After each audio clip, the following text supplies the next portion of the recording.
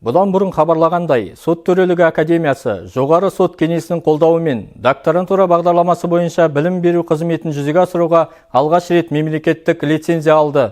Осыған орай, жоғары сот кеңесінің төрағасы Дмитрий Малаховтың шешімімен ағымдағы жылдың 20 тамызынан бастап докторантураға құжат қабылдау басталады.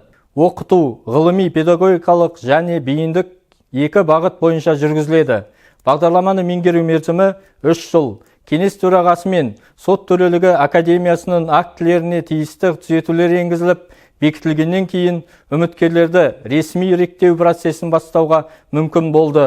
Жұмыс жасап жүрген судьялар мен сот жүйесі және судьялардың мәртебесі туралы конституциялық заңында белгілеген талаптарға сәйкес келетін кез келген Қазақстан Республикасының азаматы докторантураға түсуге үміткер бола алады.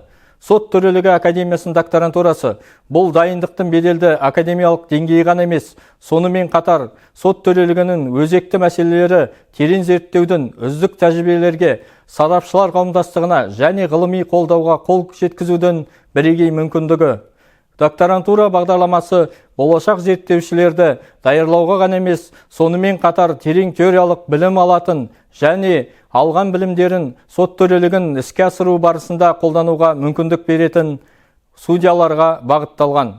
Бағдарлама түлектері болашақта сот білімін дамытуға елеулі үлес қосып, жаңа буын судьяларға тәлімгер болуға, сондай-ақ судья кадрларын даярлауға және олардың біліктілігін арттыру жүйесін қалыптастыруға белсенді қатыса. Құқықтық салада ғылыми ізденіс пен көшбасшылыққа дайын, ынталы, мақсатты ізденушілердің ұлттық сот төрелігін дамытуында жаңа кезеңнің бір бөлігі болуына шақырамыз.